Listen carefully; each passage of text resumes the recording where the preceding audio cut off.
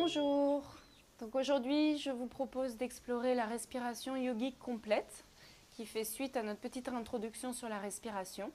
Donc je suis ici avec Corinne qui vous démontrera la respiration complète mais que je vous invite à faire en même temps chez vous sur votre tapis.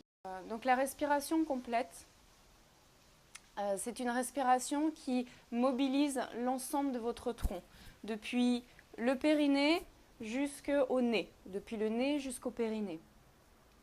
Pour pouvoir pratiquer cette respiration complète, on va détailler 3 étages de la respiration abdominale, la respiration intercostale et la respiration claviculaire.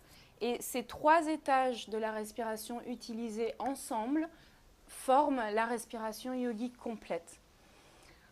Donc, comme je l'ai un petit peu introduit dans une précédente vidéo, la respiration et l'état physique, émotionnel et psychique de la personne sont intimement liés. Il se trouve qu'à l'heure actuelle, nous avons de très mauvaises habitudes posturales. On a beaucoup de tension, beaucoup de stress qui se loge dans le diaphragme ou dans différentes parties de notre corps qui contrarie notre posture et influence notre souffle, notre respiration, et qui donne une respiration souvent très superficielle, très courte, très contrariée de son flot naturel. La respiration complète est une très bonne rééducation à la respiration. Et quand vous pratiquez la respiration complète, ça vous permet à la fois d'entrer dans une respiration plus profonde, plus harmonieuse, d'oxygéner pleinement votre corps, de le vitaliser et en même temps de le détendre. Donc c'est une respiration à pratiquer quand vous le voulez, peut-être le matin, dans votre lit quand vous vous réveillez, le soir avant de vous endormir ou dans la journée quand vous y pensez. Elle est à la fois très harmonisante, très thérapeutique.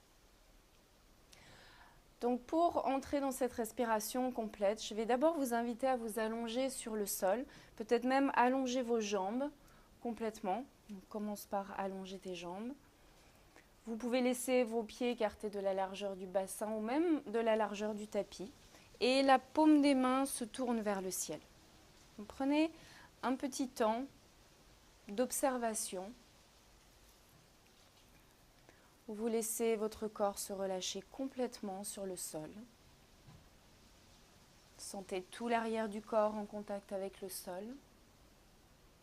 Et avant de vouloir intervenir sur votre respiration, je vais vous inviter à prendre un temps d'observation de votre respiration naturelle, telle que vous la percevez, sans essayer de la modifier.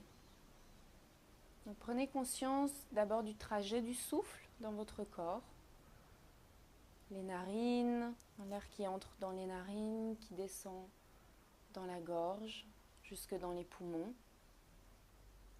Et l'air qui remonte dans la gorge, qui ressort par les narines. Donc, dans ce processus de respiration, prenez conscience que quand l'air entre dans les poumons, le diaphragme, qui est un muscle qui ressemble à un parapluie et qui sépare le tronc en deux, ce muscle-là, à l'inspiration, descend. Il se contracte et il descend pour attirer l'air dans les poumons. À l'expiration, le diaphragme remonte et se relâche et l'air est expulsé des poumons. Donc, prenez conscience, dans cette position allongée, de ce mouvement, de cette mécanique de la respiration. Inspire, le diaphragme descend, l'air remplit les poumons. Expire, le diaphragme remonte, l'air sort des poumons. Puis essayez de percevoir peut-être plus finement toutes vos sensations à l'inspiration. Donc les sensations quand l'air entre dans les poumons. Est-ce que naturellement la respiration est fluide? Est-ce qu'elle est entrecoupée? Et les sensations quand vous expirez, quand l'air sort des poumons. Observez les tout petits temps d'espace à la fin de l'expire, entre l'expire et l'inspire, et entre l'inspire et l'expire. Observez si votre respiration naturelle est courte, si elle est longue, si elle est régulière, irrégulière.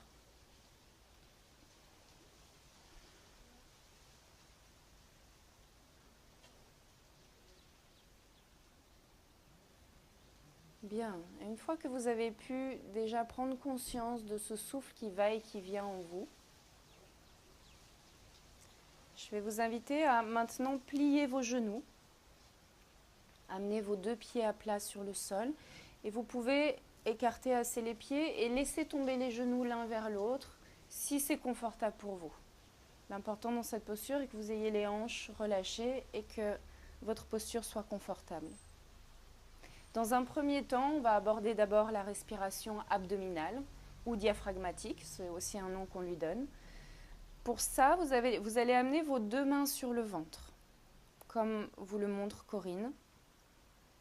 Alors, Corinne va remettre ses mains au sol pour que vous puissiez voir les mouvements de son ventre. Mais vous, je vous invite à garder, si vous pratiquez chez vous, les 2 mains sur le ventre. Donc, venez dans cette conscience du mouvement, dans un premier temps, du ventre en lien avec la respiration. À l'inspiration, quand le diaphragme descend, il vient pousser sur vos organes du ventre, sur vos organes abdominaux, et le ventre se soulève. C'est comme ça que le ventre se gonfle à l'inspire. À l'expiration, le ventre s'abaisse car le diaphragme remonte et relâche sa pression sur les organes abdominaux. Donc c'est ce que vous pouvez voir sur Corinne. Vous observez qu'à l'inspire, son ventre se soulève délicatement et à l'expire, son ventre s'abaisse. Et progressivement, vous allez allonger cette respiration. Donc vous allez encore ralentir cette montée du ventre à l'inspire et cet abaissement du ventre à l'expire. Toujours dans un rythme qui vous est confortable. Inspire, le ventre se soulève. Expire, le ventre s'abaisse. Tout le reste de la cage thoracique et les épaules restent immobiles et détendues. Il y a vraiment juste ce mouvement du ventre qui se soulève à l'inspire, qui s'abaisse à l'expire. Continuez cette exploration tout en prenant conscience des effets de cette respiration abdominale, notamment sur votre état intérieur. La respiration abdominale est une respiration qu'on utilise pour se détendre, pour amener tout de suite un calme intérieur. Donc, quand vous êtes très agité, perturbé ou stressé, entrez dans cette respiration abdominale et vous allez tout de suite constater, vous pouvez peut-être le constater maintenant, que la respiration apaise votre mental, apaise votre état émotionnel. Et c'est également une respiration qui agit sur vos viscères. La respiration abdominale vient stimuler les intestins, la rate, le foie, le pancréas. Donc vous vous donnez un massage abdominal avec cette respiration. Pour amplifier encore un petit peu ça, je vais vous inviter à entrer dans une expiration un peu plus active. Donc à l'inspire, vous laissez votre ventre se soulever, se gonfler, et à l'expiration, sentez le ventre qui s'abaisse et accompagnez cet abaissement du ventre en contractant légèrement les abdominaux, en particulier à la fin de l'expire, comme si vous vouliez plaquer le nombril contre la colonne vertébrale. Et à nouveau, inspire, relâchez complètement et laissez le ventre s'ouvrir, se déployer. Expire, le ventre s'abaisse et vous accompagnez encore cet abaissement avec une légère contraction de vos abdominaux.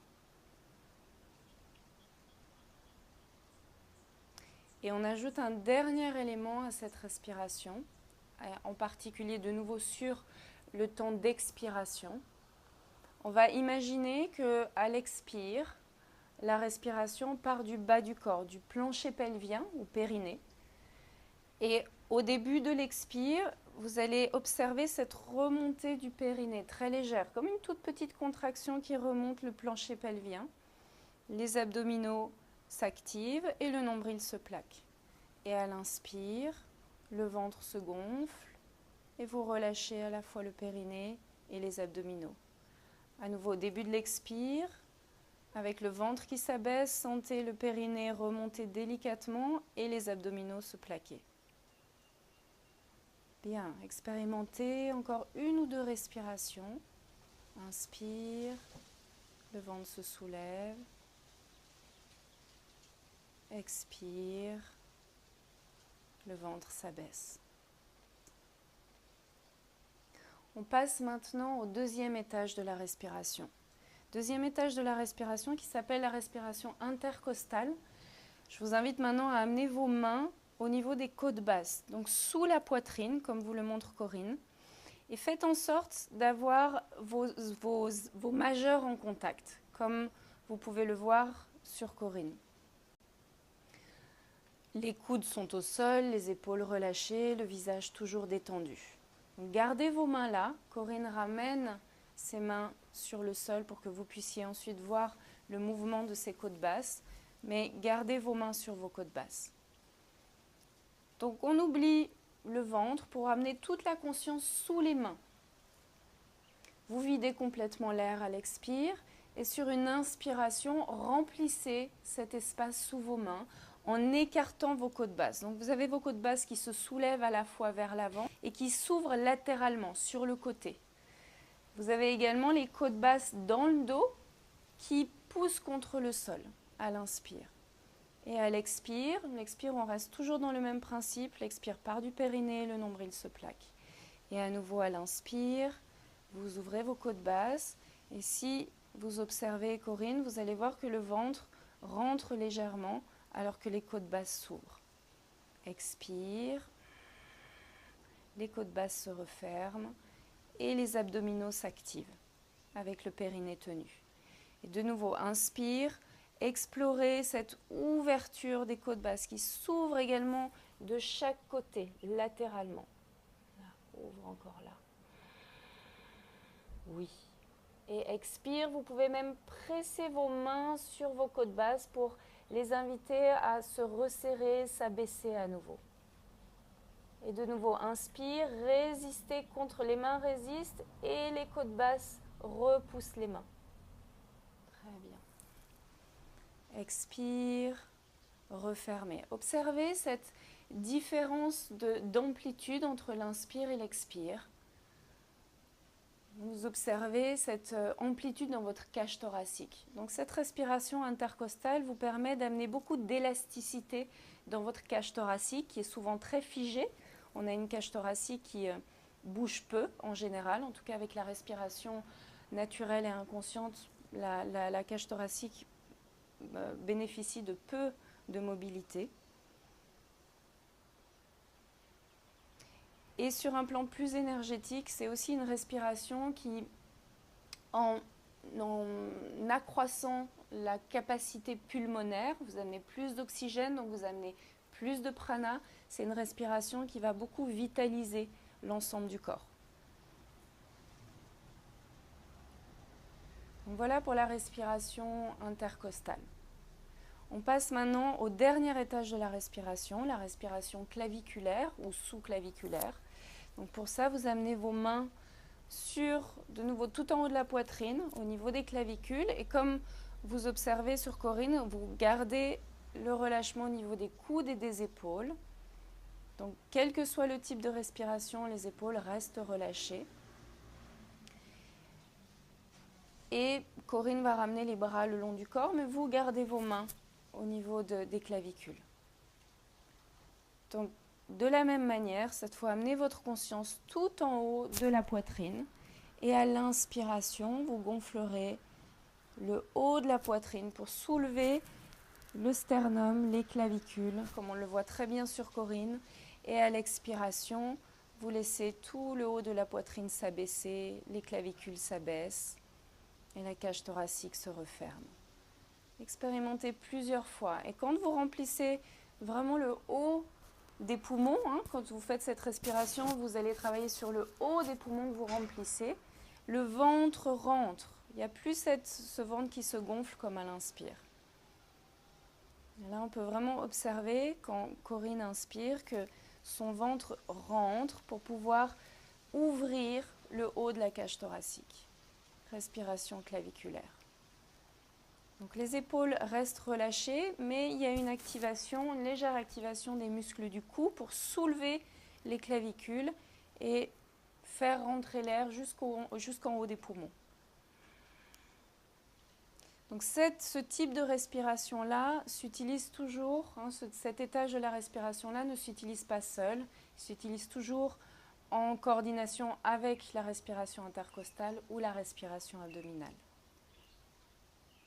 Donc, expérimentez encore 2-3 respirations hautes. Inspire. L'expire part toujours du périnée avec le nombril qui se plaque et les abdominaux qui s'activent légèrement.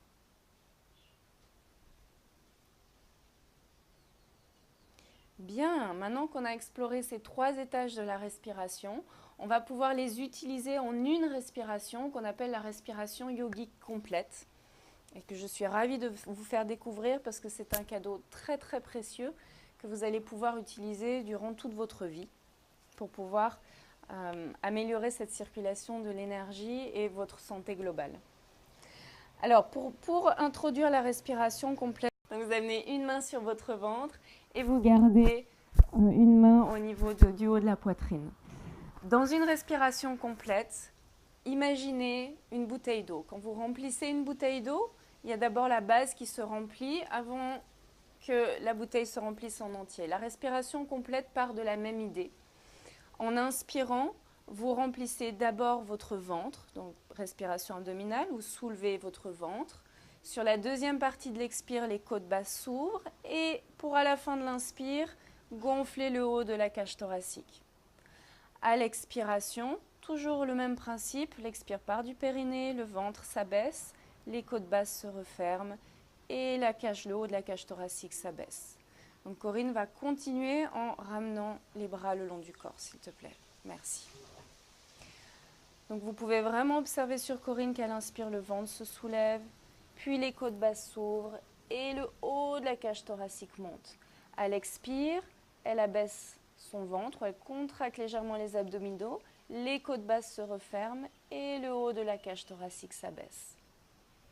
Donc expérimentez de longues respirations avec cette vague, l'impression, la sensation intérieure quand on commence à vraiment acquérir cette technique, c'est comme une vague qui vous traverse. La vague de l'inspire qui soulève le ventre, puis la cage thoracique. Et la vague de l'expire qui remonte délicatement le périnée, qui plaque le nombril et qui referme la cage thoracique. Donc faites-le plusieurs fois jusqu'à ce que vous trouviez un confort et que la respiration se fluidifie. C'est comme un fondu enchaîné. Vous sortez ensuite un peu de la technique pour entrer plus dans ce ressenti de cette vague qui vous traverse et qui vient mobiliser l'ensemble de votre torse.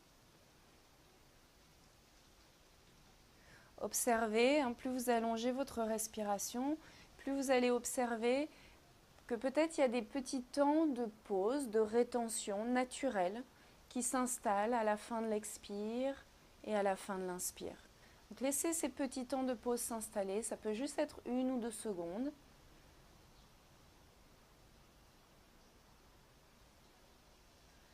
Et vous appréciez ces tout petits temps d'immobilité complète. Il y a une immobilité corporelle, mais il y a aussi une immobilité mentale, comme une fenêtre de calme complet, de silence intérieur complet qui s'installe pendant ces petits temps de pause. Et vous pouvez ensuite ajouter cette conscience que quand vous inspirez, vous vous remplissez d'énergie. Vous vous remplissez d'oxygène bien sûr, mais vous vous remplissez d'énergie, de prana, qui viennent nourrir et régénérer l'ensemble des cellules et des tissus de votre corps. Et sur vos longues expirations conscientes, prenez conscience que vous nettoyez, qu'il y a vraiment un nettoyage énergétique et physique qui se fait, il y a une évacuation des toxines et en même temps la libération des tensions. Sentez cette libération des tensions, cette relaxation, cette détente et cette décontraction qui suivent ou qui accompagnent l'expiration. Vous pouvez pratiquer cette respiration 10 minutes, 20 minutes chaque jour, le matin, le soir. Veillez à avoir l'estomac vide. Et vous pouvez la pratiquer en position allongée ou en position debout ou assise.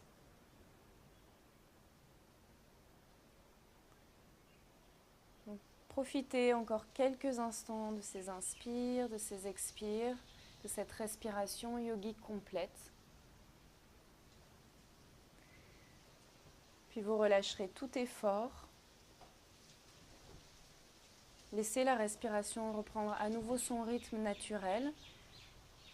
Allongez à nouveau vos jambes sur le sol.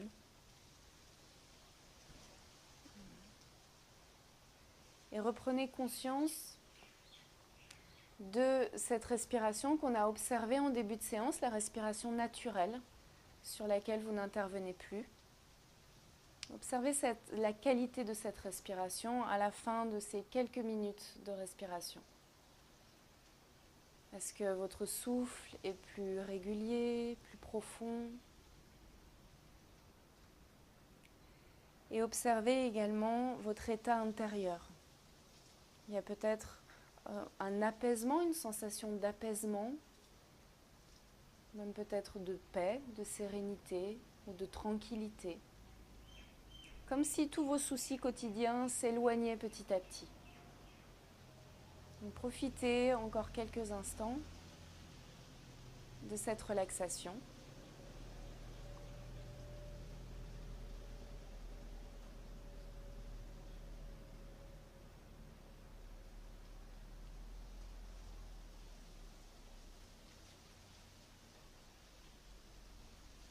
Et quand ça sera suffisant pour vous, vous pourrez sortir de votre relaxation et revenir à vos activités quotidiennes. Namasté.